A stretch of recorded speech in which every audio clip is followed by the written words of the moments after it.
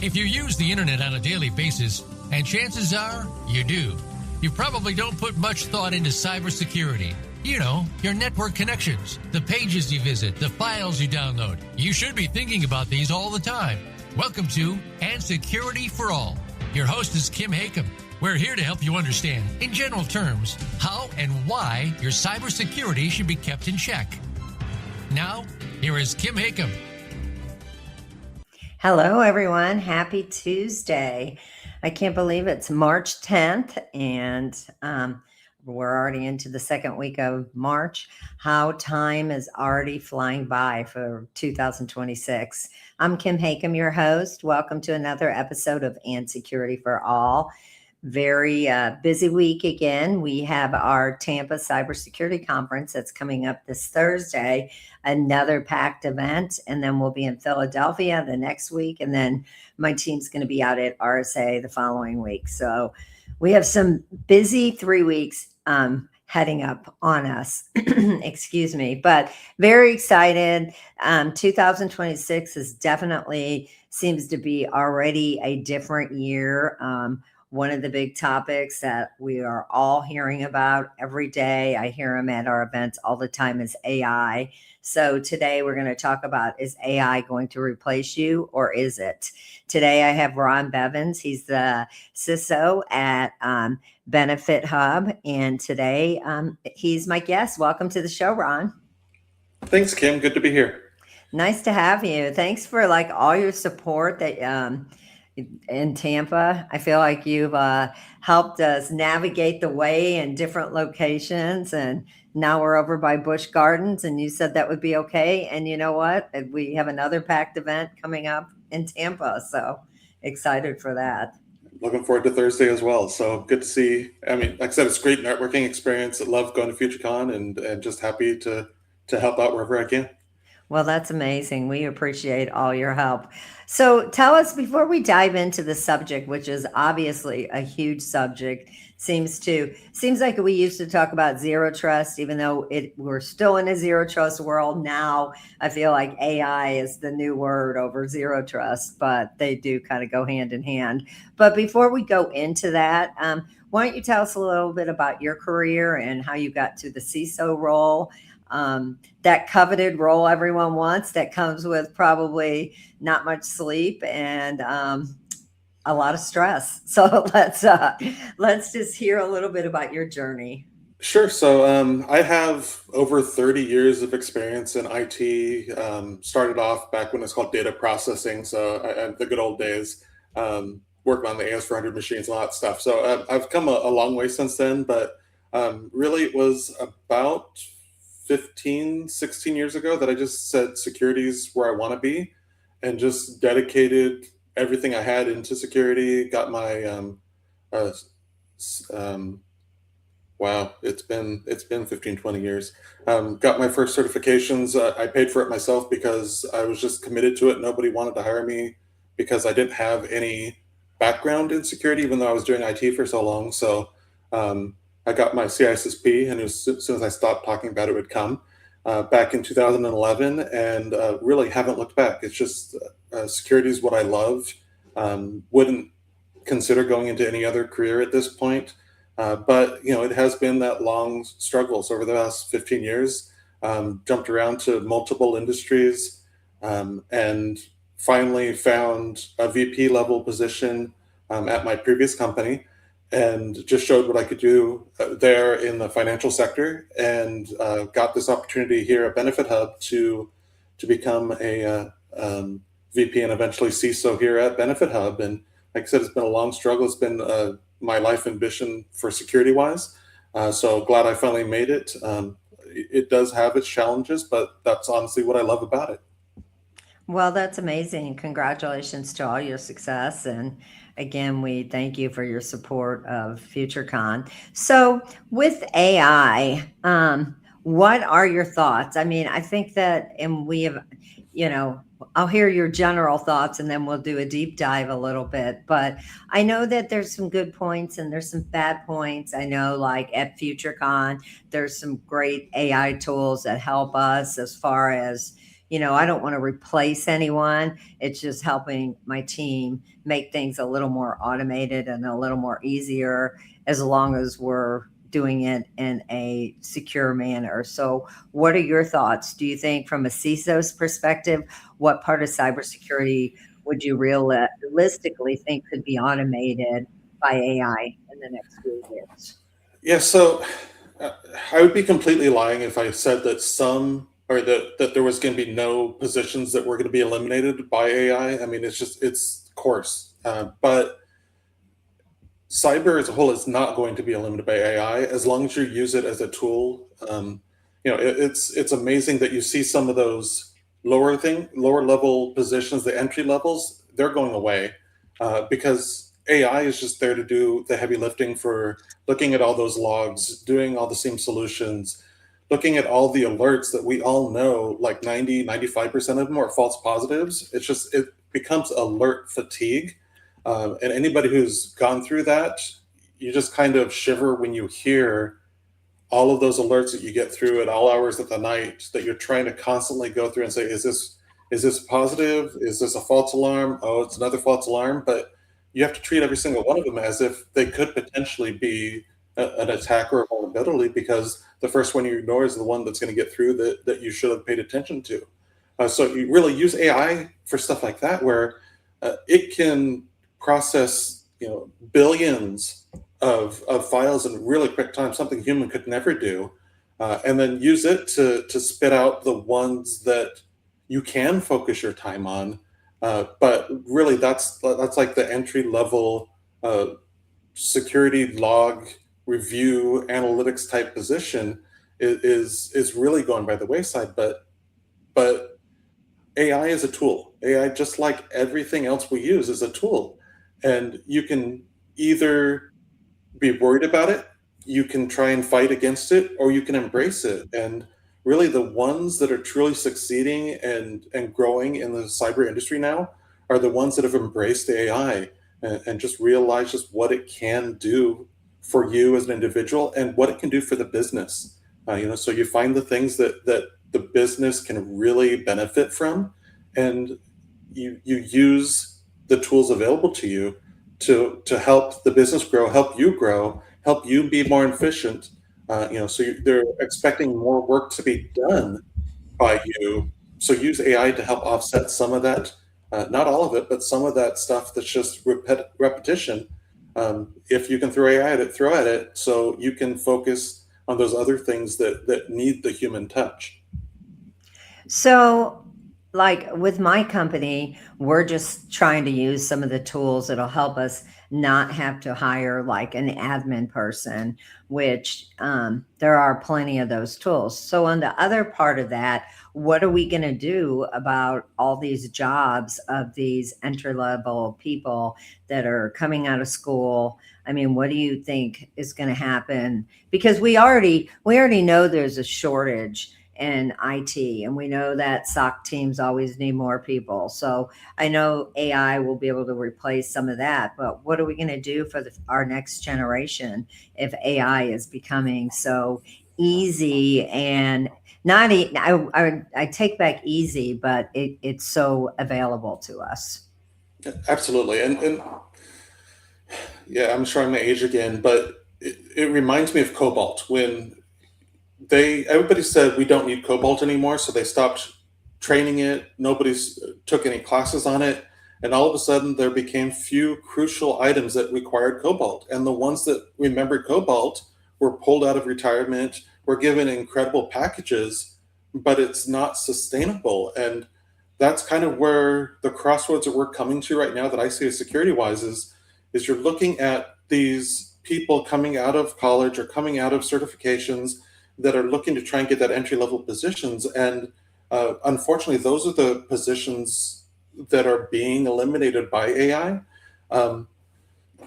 You've got to think outside of the box, where I'm fortunate that when I started when I did, we didn't have all these barriers. And a lot of it they were being realized as I grew up in it.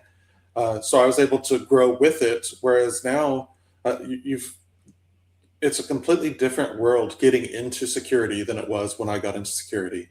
And so you've got to really look at it and say, how can I get into it that is not the typical way that everybody can get into a job, because it is different. And so one of the biggest things that I recommend to anybody, no matter what level you are, but now really for the entry levels, is networking. Going to these conferences and joining the different clubs and events that allow you to network with other people that are already in the industry, because it's coming back to who you know more than what you know for that entry level position. The reverse side of that is us that have been here for a long time and have made it up to the management, VP, senior level positions. We've got to remember that we have the responsibility of training the future generation as well. So it may be something that may not necessarily need that entry level position, but we can't expect everybody to have 5+ years experience without giving some people the opportunity to get the first year experience. And so it's that mindset of, if we do not train the future, yeah, we may make a lot of money like Cobalt did, but it's not sustainable. And in the long run, we have to teach that next generation and mentor them to grow up so that they can be the future VPs and CISOs. And not everybody wants to get to that level. It's great. We have the people that all they want to do is be a network engineer, and they don't want to go anywhere. They don't want anybody reporting to them. We need those people too. But it all starts from somebody giving them the opportunity to show what they can do. And so by you going in there and actually networking with management and people that make the decision on who I'm hiring or not, they can come back around and say, hey, I remember I spoke to Ron, at a meeting a month ago, and I have this position that, his resume is not qualified for this position, but by talking to him, I think he can do it. It may take a little bit of work on me training them and getting them where they need to be. But for me, that's part of being that leader is bringing those people up and giving them the training and experience they need, and giving people the opportunity. Not all of us can. Some of us are very strapped on our budget. But for those of us that can or can find a way, that's the way I would go. Interns are great if you can get them, but they're not becoming available either. So it's just, for me, a lot of it's just back to that networking and rubbing elbows with the management that could eventually have a position open and come back and think about you for it. So, speaking about budget, because we all know that's a big issue, especially with, nonprofit companies, just government companies, people that don't have big budgets to hire, the kind of SOC team that you would need. So, how is AI helping you with that? Is that a benefit to you that now maybe you needed 10 people, but your budget only allows for 6 people? Are you seeing things that you can replace, with the missing of those 4 other people that you wish you had on your team? Yeah, so that's where you use the AI tools to your advantage. Is where you needed, say, 5 people to be that log analytics position, you have AI for that. So there's 5 people in theory that you have their paychecks. The company's not going to give you every single one of those salaries, but say, look, I just eliminated 5 positions by focusing them into this. I would like to hire 3 higher level positions to offset for what AI gives back to you. And then you can use those 3 positions to review the logs rather than look at the logs and skim through them. And really, what I see is that AI is making it to where there's going to be new positions available that weren't available 5 years ago because we didn't have the need for them. But you need somebody that's going to manage AI. You need somebody that's going to actually go into compliance of AI, and is AI staying compliant to our policies, our procedures, and our business practices. And AI is going to be more than happy to do whatever you want it to, but you always need that human aspect to keep it in check and make sure that when an auditor comes up and asks you a question, they want a human to answer that question, not AI. When something happens and you have a breach, they want a human to be held accountable for it, not AI. And so there's always that room for these opportunities that weren't really available. Unfortunately, they're not that entry level, but it allows the people that are, say, mid-level to grow up and advance, and opens up maybe some of those mid-level positions that we actually in the future may start looking at entry level, because that would be the new entry level for cyber. Well, and we all know, and people should know, maybe they don't know, that AI is not perfect at all. And just for an example, it was a few weeks, maybe a month ago, when we were just slammed with all these events, and I just can't seem to ever get my inbox cleaned out. I mean, I just spend all day. You probably have the same issue. So I was thinking, there's got to be an AI tool to help me be my assistant and help me clean my inbox out. So I did some research and checked the security features, and I found something, and it would just roam through my inbox, but it would put it in my drafts before I would send it. And oh my God, almost every single email, it just became more of a pain because it was giving the wrong information. At first I thought this is going to be wonderful. And then I figured out, I sent out some stuff that I had to retract and apologize. And then it just made my work triply hard, because Yeah. I relied on it. So I think, people do have a misconception that, there's still, AI is people think AI is perfect, but now we're seeing new titles of AI officers and people that are hired to monitor what AI is doing. So what are your thoughts on that? Are you seeing a lot of mistakes coming out of some of these AI tools? Yeah, we like I said, it is not perfect, and it does not really matter which AI tool you use. Fundamentally, they're the same. They do things differently. Some do work better with technology. Some work better with different environments. But fundamentally, they're the same. It's a machine that's making a decision, and the human is relying on what it says. And so it goes back to the trust but verify. So we have been able to take our developers, and they use AI, and they're 3 to 5 times more efficient than they used to be. But what it's turning into is code review versus code development. And so, like you said, they're different aspects that have to monitor AI. And everything that you do, like if AI gives you a PowerShell tool to run, and you just run that tool, you're responsible for that results, and you can't go back and say, well, AI told me. So you still need to have the knowledge to review what it's telling you, and get an actual feeling that you're comfortable with what it's trying to do. And whatever it is, whether it's the program, whether it's PowerShell, whether it's sending emails, you have to be comfortable understanding what it's telling you to send it out, because it's going to come back on you if something went wrong or it said something wrong.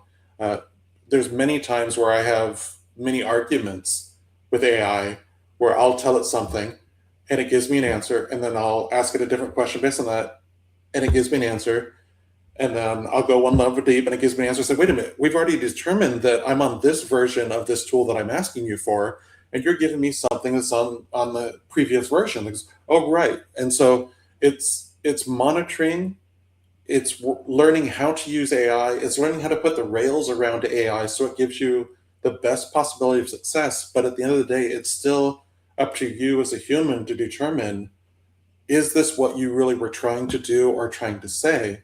And I think we've all at this point have had that email for AI where you can tell it's just AI generated, and it loses that personal feeling if you don't get that, if you do not do that final review and say, well, I wouldn't ever say that, or I wouldn't say it this way, and make some modifications. But by all means, have AI do the heavy lifting of create me a draft, but it's up to you to read through it and actually say, this is how I would say it, or this doesn't apply to our company, or whatever it is, and make those corrections to make sure that the message that you're providing really is accurate.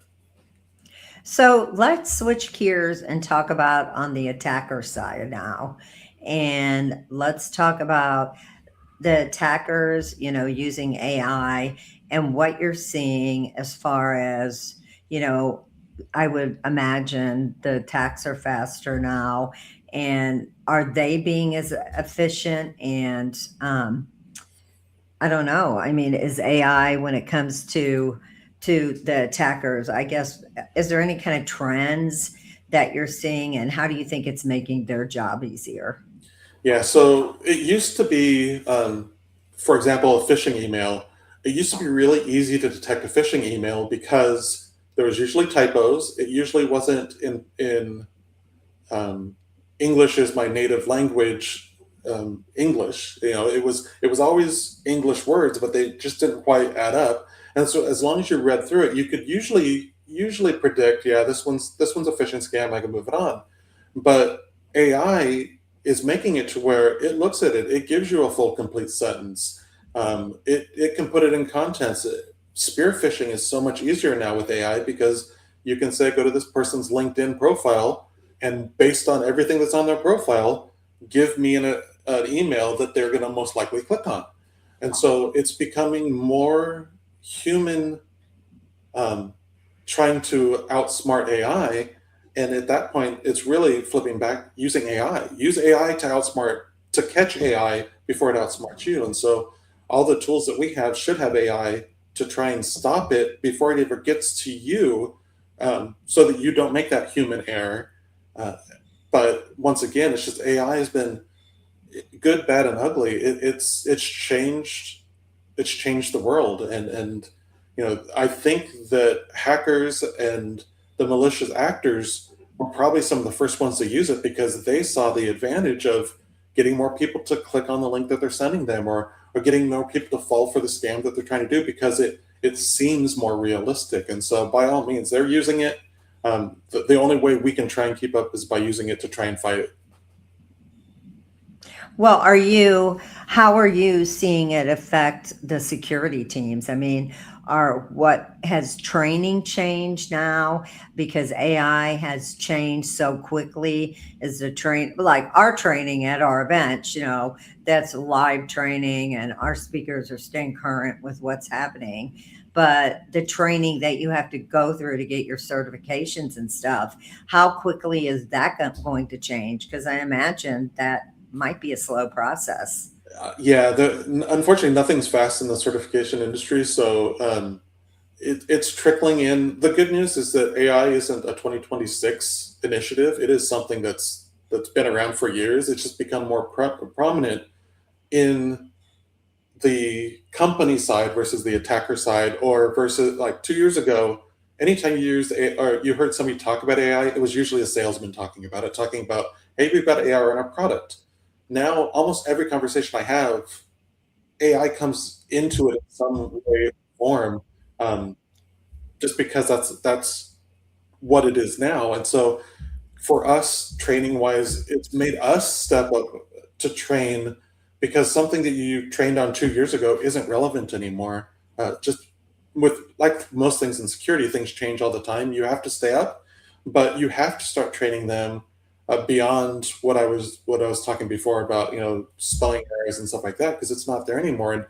And really, you're training the users how to think, how to analyze, and like, all right, this is a saying that is coming from Ron Bevans, but Ron Bevans doesn't have anything to do with your payroll. So even then, you have to think that Ron would never say this, so I'm not going to click on this, even though everything looks right because it didn't come from the right person.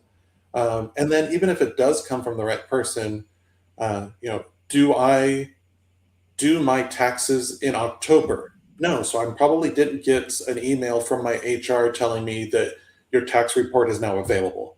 And so it's going back to the human thought process to realize what is coming in and then take it in context of reality, of just this should not be coming from either this person or at this time. And it's just completely different from just looking for signs. And actually you have to think about what it is and how do I actually determine if it is malicious or not. And from the security side of it, we have so many more people reaching out saying, hey, I don't know if this is legitimate or not. And so it's putting more work on us to come back and say, yeah, this is definitely not legitimate, on top of the extra training, just because they're so good. And so that's the ultimate failsafe, is train your employees that if they suspect something and they need somebody to verify it, send it to you, because it's much less work for you to go through and have to validate that it's right or not, than to try and recover from an incident because somebody clicked on something that they shouldn't have and got something in the environment. So it's just more work on us, which is one of the other reasons why you need to use AI to offset some of the other stuff that you were doing to make time for stuff like this. So, do you think that the board and the higher up execs that are not not involved with the security teams, do you think that they're finally seeing the importance of training? And of course, we always say it's not it's not if you're going to get attacked, it's when you're going to get attacked. Do you think that mentality is there with the exec team? And do you think that they're supporting the CISO and understanding that the SOC teams need to invest in training? One of the big things I've seen in 2026 is our events have been like almost double in attendance. I've never seen that. So I don't know if people are just more hungry for information because they can't get enough information with as fast as AI is growing. So it's kind of a two-part question, but the biggest question is about the exec team. Yeah, it's up to us as the security leader of the department, whether that's CISO, VP, director, whatever that title is. It's up to us to make sure that the executives and the board are aware of what's going on, what AI is doing for us, what we need to help prevent this. I think as a whole, the board and executives are much more open to listening to security. It's my other speech of be sure you talk to them in business, not tech, but still bringing to the table of what's happening, what's going on in the world, what we have to be aware of, and what we have to work with, or what we have to work with right now, and what we could really use in order to go to that next level. And you always have to have the sponsor at an executive level to back you in order for anything that you do to succeed.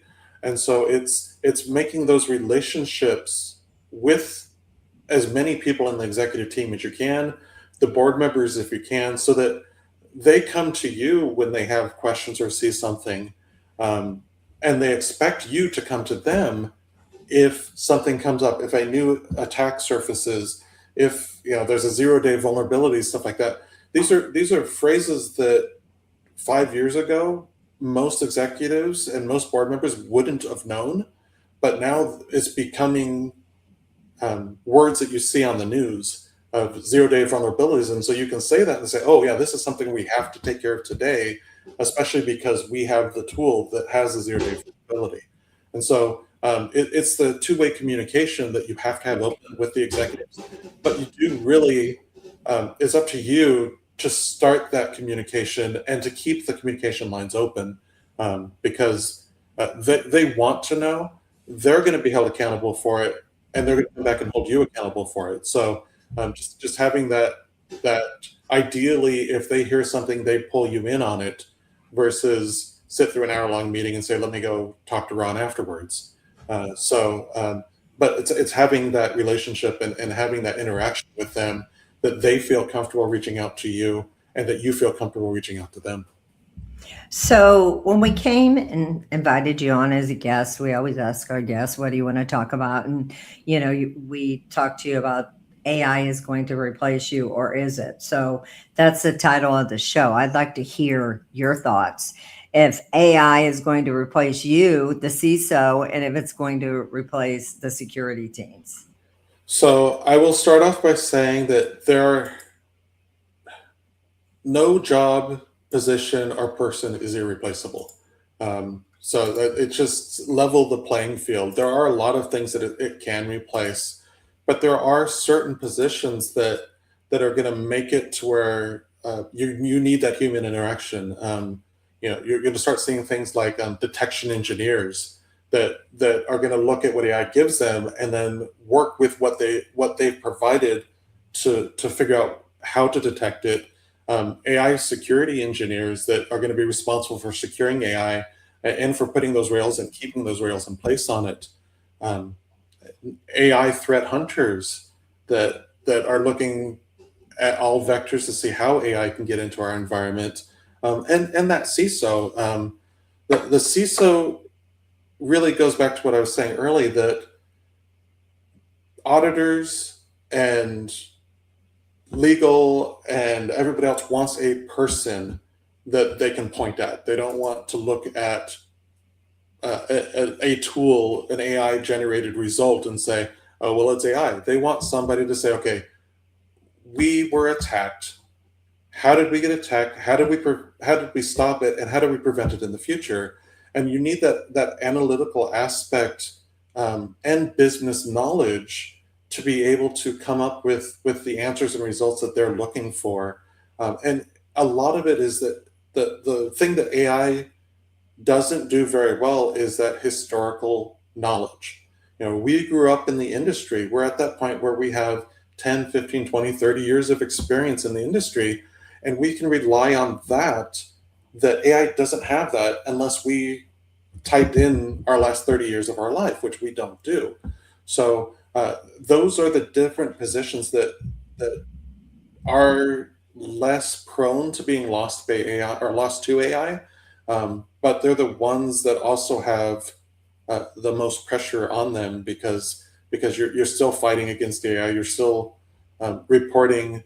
The AI isn't that great on budgets, just because it doesn't know what the business needs and what the changes are going to be. Compliance and risk. It can do some of the lifting for you, but you still have to bring it back into what are my business needs? What are the risk factors of my business? What are they willing to accept? And AI doesn't know all that without you providing, encyclopedias worth of information to it. And that is something that's changing all the time. So what you've given it, say, a year ago isn't what we're looking at today. Business could have completely shifted, and that's where the human interaction really stands up and says, this is where really AI cannot do the full work. And like I said, it's not that anybody's irreplaceable, but there are just certain things that still need that human, for if nothing else, for accountability. Well, yeah, I've had people say, do you think, AI, events are going to go away, and and they're not going to go away because they're just growing. People like to be around people. People like to discuss, they like to collaborate and hear peer to peer, what issues are you having? This is what we're having. So all those groups, all those organizations, I feel like, InfoGuard and ISSA and OWASP, I feel like they're just growing, and that's what needs to happen is, again, especially when we're talking about those interns that are trying to find places. Those are the type of places that they can go to find opportunities and develop relationships. But looking ahead, like we've already seen, we see some AI cars. I don't see them. I see them more on the Waymos, and I haven't been in a Waymo. And I've heard some good things, but I've heard some horror stories about the Waymos. So like where you can't get out, and I heard a story recently. It kept going in circles around the airport, and the person couldn't get out. So, there's always going to be those funny stories we laugh at until it becomes a tragedy. So, there is, part of that.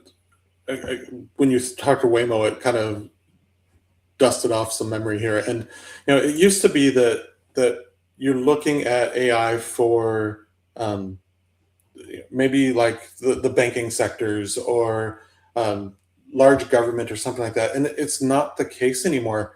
With smart cars, you need that security person to be able to make sure that the code that was put in the car is relevant, that it's not going to become Terminator and start destroying the world.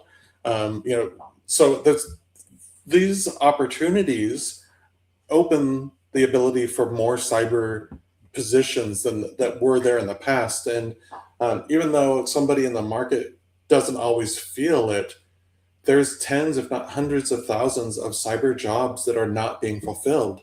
Uh, it just may not be exactly what you're looking for, but if you have the ability to pivot, there is so much work out there that the businesses just cannot fulfill, and the job market far exceeds the number of warm bodies to be able to fill these positions.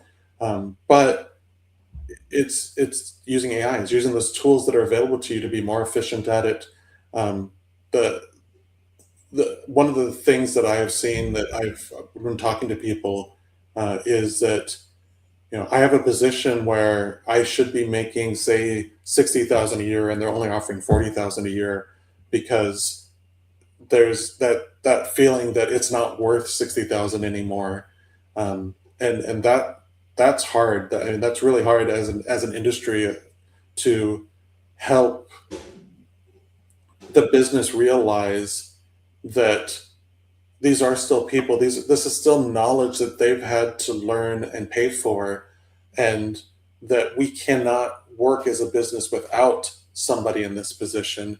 And it falls back on the leaders to step up for these positions and say, I know you only want to budget 40,000 for this position, but I've got the perfect candidate that I can't offer 40,000 for, and go back and do the negotiation in the back end, talking to HR, talking to whoever it is that's making that final decision to try and get more in the budget, to get the right people for the position that you want to be there a year or two from now, versus somebody that is going to take the first job that they get offered and keep looking for that next job. And so it's an ever changing environment. It's strange but wonderful times that we live in, and it's using AI as a tool, as an asset rather than as an adversary. Well, hopefully we don't see that in the industry, and maybe you are, that there are budget cuts based on AI, because AI can take up some of these, individuals' jobs. Are you seeing that, like people in positions that instead of increasing in their salary, corporate or the executives want them to decrease because they can see AI can do a portion of their work? I haven't. I have seen where the executive will look at it and say, you spend 8 hours a day at your current job, but AI can do 40% of that. So I need you to take this other job to offset it. But thankfully, I haven't. It may happen, but I'm not aware of it, where somebody would come back and say, okay, look, you can use AI, so we're going to cut your pay. It's more along looking for another job, or out of work looking for a job, and the salaries do not seem to be not across the board, but a lot of them seem to be less than what the market used to be. And there's some people that got into IT and security because they saw dollar signs, and it's not always the best.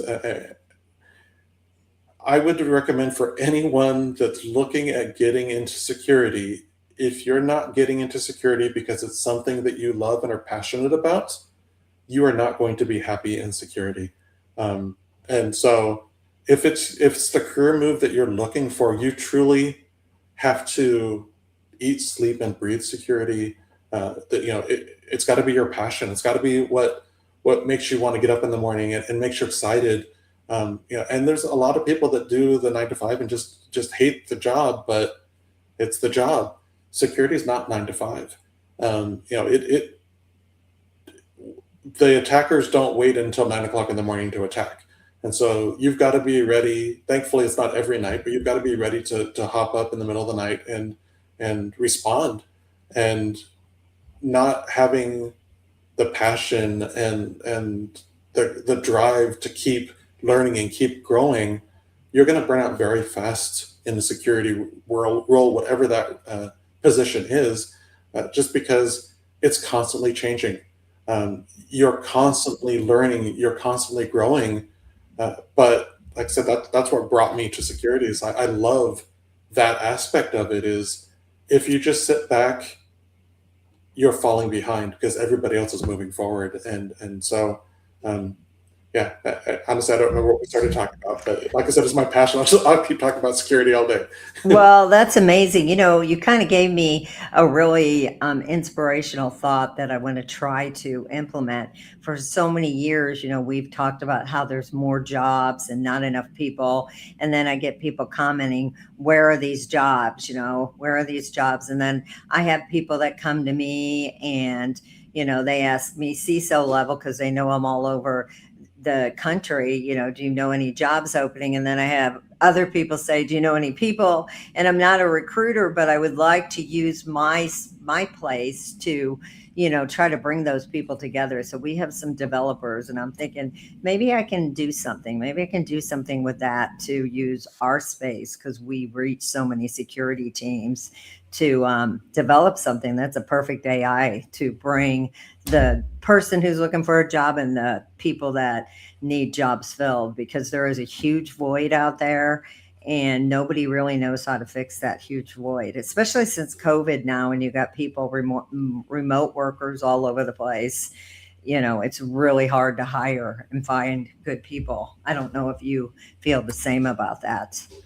So we are fortunate enough that we're still 100% remote, and that actually is a selling point for us. Is you can be anywhere. Just you got to log in, work Eastern hours. Hmm. Where a lot of companies are going back to that. They want you back in the office, if not full time, part time. And if you take a job in Florida and I'm living in Oregon, and they want me back in the office 3 days a week, it's just not going to happen. It's just not feasibly possible. So a lot of the jobs out there are becoming more on site, which is good and bad. What that does is it evens the playing field for the people that are local, where I don't have to compete with somebody that's in another state or another country, because you've got to be in the office 3 days a week, 5 days a week. But I mean, I really like the ability to sit at my house every day and remote in, um, you know, 5, 6, 7 days a week, versus having to drive into an office. So that that is part of, for me, that's part of the negotiations when you're getting another job or looking at another job, is I might be willing to accept a little bit less because it is 100% remote, because I have that luxury of being able to work from home versus the wear and tear on the car and the extra gas and everything else that goes along with having to go into an office. So yeah, it's definitely a changing time, but it's becoming more and more think outside of the box, to find what's there. And just while we're talking about it, the one thing that I would say with AI and what AI does very well is, if you're out there and you're looking for a job and you're not using AI when applying for that job, you're doing it wrong. It used to be you could have a resume, and run a resume, you just send it out to every position. Every single position you're applying for nowadays is using AI to scrub the resume to look for those 10 hot words. And if those words aren't on the resume, it's going to reject you and just move on to the next one. And you could be the perfect candidate, but you've got to go there and you say, use AI, say, here's my resume, here's the job posting, rewrite my resume to fit the job posting. Once again, go back and verify it. You don't want it lying. You don't want it to over exaggerate. You don't want to list things that you can't do, because it will come, and you'll be caught on it. But it will go back and it will say, look, they're looking at, they've emphasized this aspect 4 or 5 times. So we're going to make sure that that's in your resume. So it shines not only when AI goes through it, but when a human actually looks at it. And that's one of the things that AI does extremely well. And then while you're already in AI, write a cover letter. Say, okay, now you have my resume, you have the job. write a cover letter that human that first sees it pops out. That at least you're somebody that I might want to look into. Because if you're not doing that, the people that are applying for that job against you are doing that. And so just even the playing field in both directions of, use AI where you can, use it as a friend, not an enemy, and use it for what it's really good for. Just trust but verify. I mean, people are really lucky nowadays. Back in the day when we had to write our cover letters and our resumes, it was brutal. Now you should have a perfect everything, a perfect bio, but just as long as you reread it. So people are really, that is the benefits of, some of the opportunities AI has going on out there. So, but anyway, Ron, I told you this 45 minutes would go really fast, and I feel like we didn't even get to talk about as much as I wanted to talk about. So we'll have to have you on again. But again, today we had Ron Bevans, CISO of BenefitHub. Thank you so much, Ron. If people have questions for you, I'm sure they can find you on LinkedIn. They can. And if you're out here in Tampa, I'll be there on Thursday. Come by, say hi. Yeah, Ron will be moderating our CISO panel at the end of the day. So if you're not signed up for the Tampa event on Thursday, it's going to be a packed event. We'd love to see you all out there. So everyone else, thanks for tuning in today. And if you joined in late, remember you can find our this podcast any place you listen to your podcast, Spotify, Apple Podcast, any of them. So again, thank you all. Have a wonderful week. Stay safe, stay secure, and we'll see you next week. Thanks, everyone.